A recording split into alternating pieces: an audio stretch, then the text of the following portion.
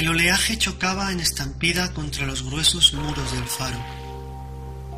Las olas parecían crecer a pasos agigantados, como si sus egos libraran una batalla interminable, premiando a cuál de ellas llegara más alto. El crujir de las maderas podridas del muelle me ponía nervioso. El humeante café se agitaba entre mis manos que trataban de controlar el pulso, y la madrugada se me echó encima como un manto helado. La soledad era patente como cada una de mis noches en el interior de aquel faro, abandonado en los confines de la costa de la muerte, en el fin del mundo, apartado de la mano de Dios.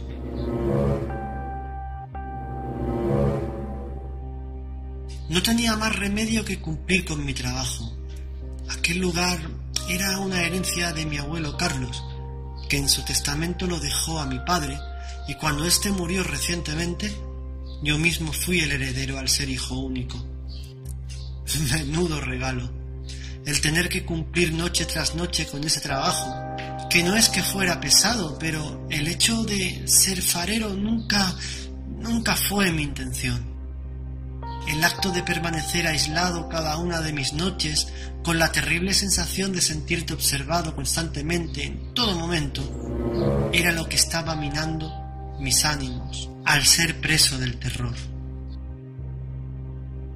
Yo no creía en supersticiones, ni en santeros, ni en remedios milagrosos, ni en apariciones, más bien bromeaba con todo lo relacionado, hasta ese día que ocurrió lo que describiré en el siguiente relato, a pesar que más de uno me tache de loco.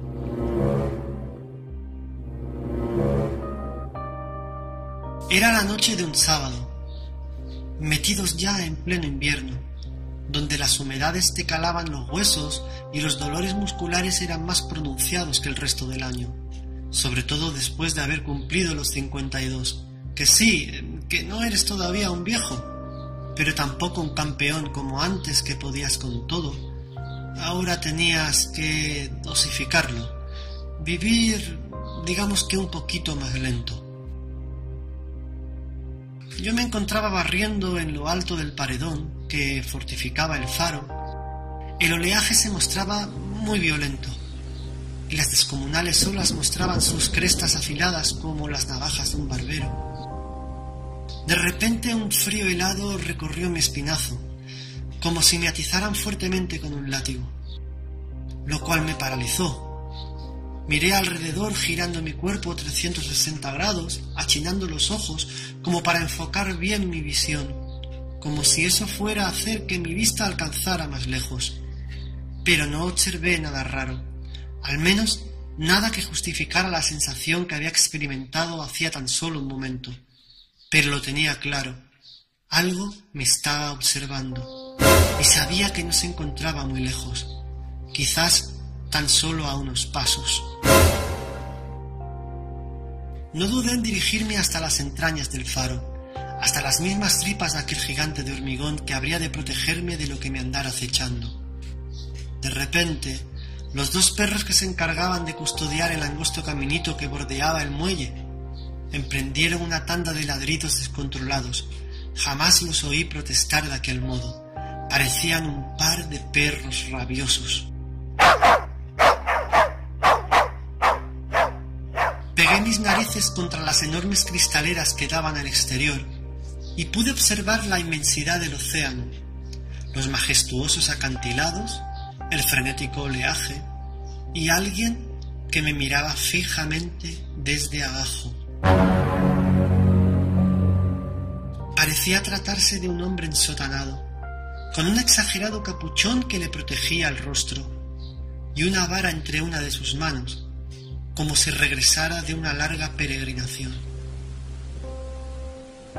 Era la primera vez en 4 años que mis ojos veían aparecer a alguien por aquellos contornos, al menos a esas altas horas de la noche.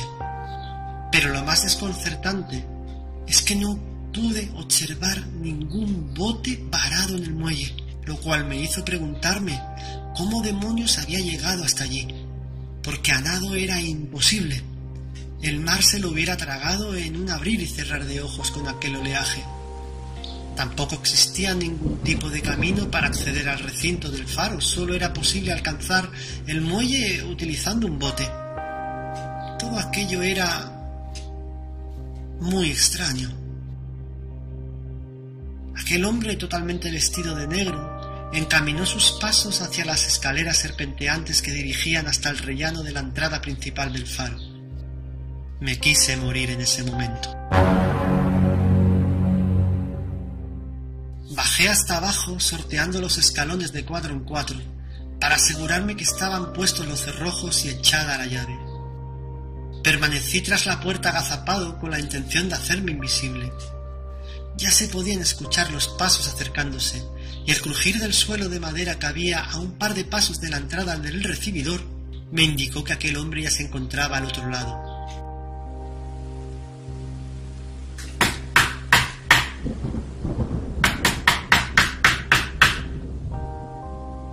¿Qué es lo que quiere?, pregunté yo. —Tabaco.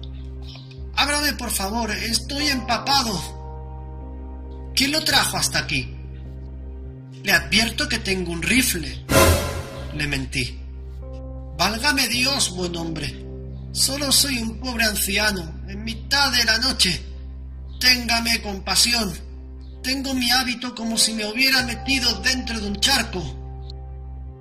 Muy lentamente desencajé los cerrojos y giré la llave como si una fuerza ajena a mi intención me obligara a ello.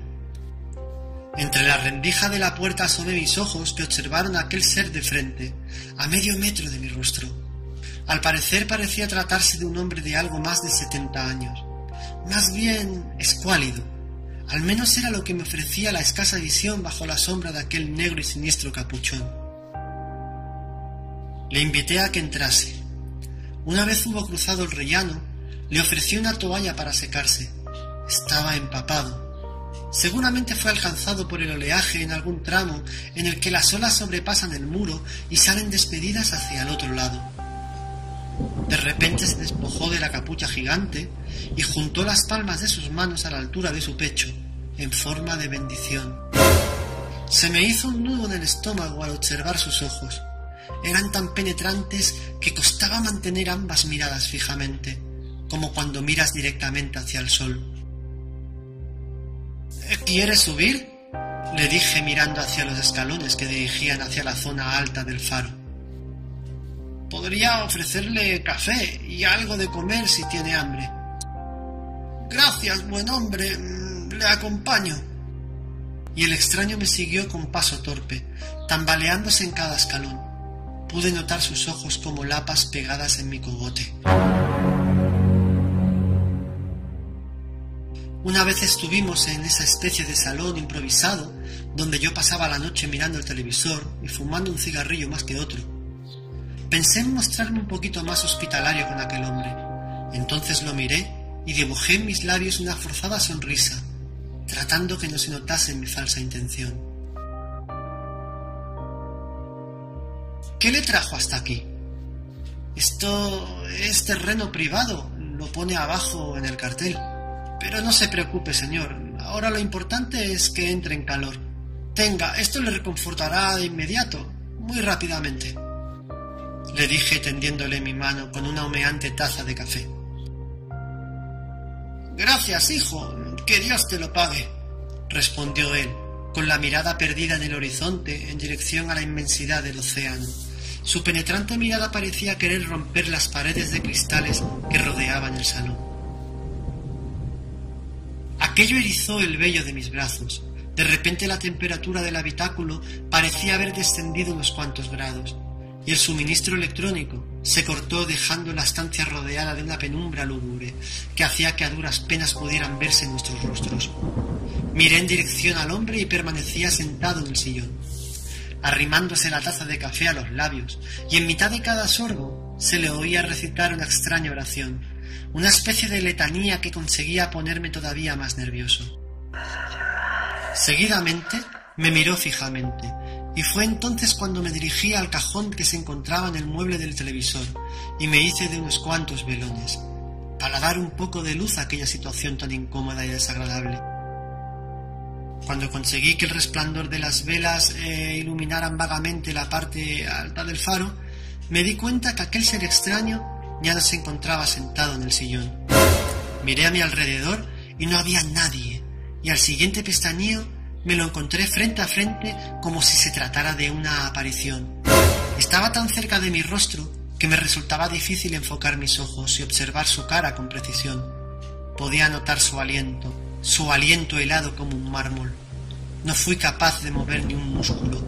Aquel hombre podría haberme matado a golpes y hubiera caído rendida a sus pies, sin tan siquiera resistirme. Me tenía controlado telepáticamente. Me absorbía como si se tratara de un aspirador gigante que quisiera arrastrarme a su oscuro mundo. No pude más y grité. Grité como un loco, como recobrando la cordura por un instante. Entonces fue cuando aquel hombre abrió mucho los ojos, me selló mis labios con la punta de sus dedos y exclamó: «Yo solo quiero tabaco. No grite, por favor. Yo solo quiero tabaco». Liberó mis labios apartando sus dedos y pude escuchar de nuevo esa maldita oración de hacía tan solo un momento. Tuve realmente que interpretarlo. Esta vez desprendía un hilo de voz casi imperceptible, pero lo suficientemente para entender que repetía incesantemente: «Yo solo quiero tabaco». En ese momento fui yo quien lancé la mirada a través de los cristales, en dirección al horizonte, y pude observar como una fila de pequeñas embarcaciones provistas de unos potentes faros atados al mástil iluminaban los alrededores, y varios hombres desde el interior de un pequeño bote izaban unas redes que parecían contener algo pesado.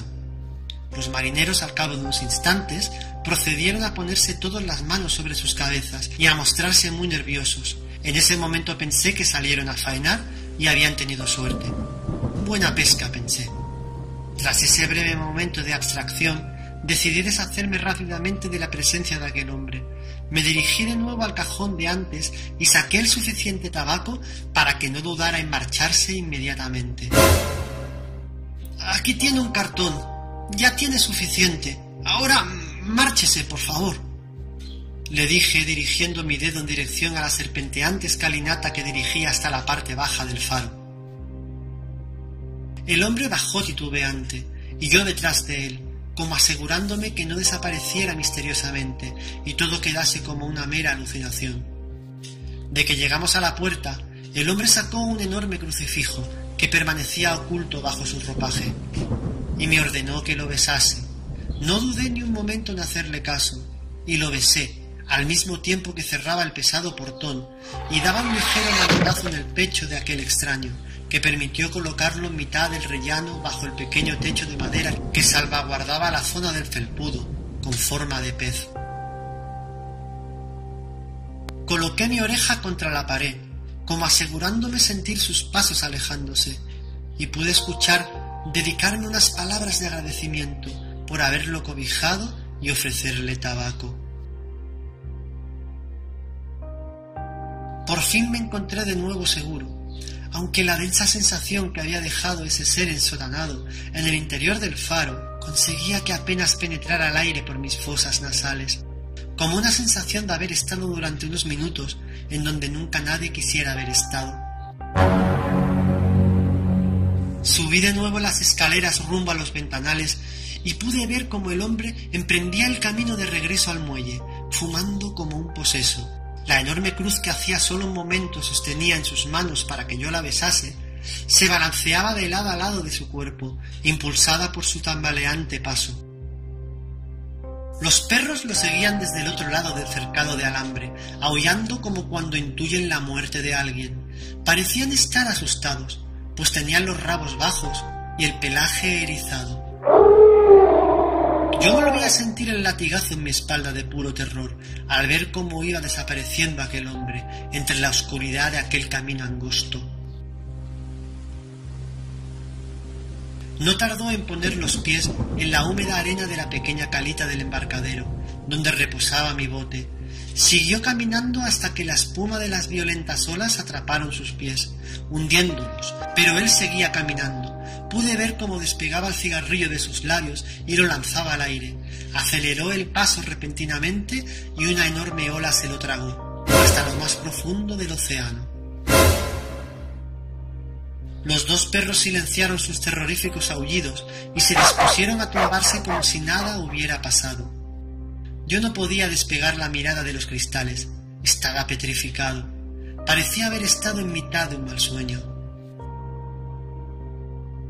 Cuando el alba despuntó, después de toda una noche sin poder contener el pánico, sentía la impresión de haber albergado la sensación de un miedo latente que presionaba en mitad de mi pecho, y otra vez de nuevo por segunda vez esa noche, un puño se encontraba golpeando abajo en el portón.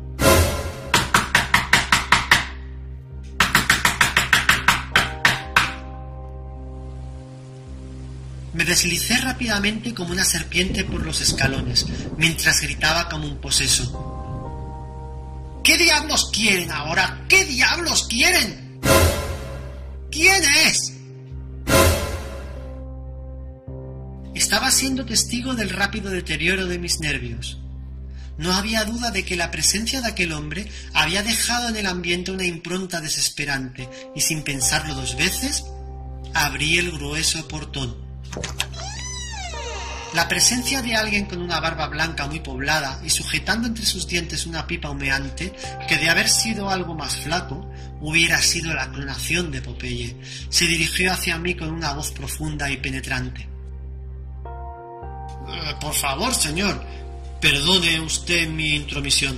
Sé que esto es terreno privado, pero verá, quisiera pedirle un favor hasta que venga el juez y los inspectores.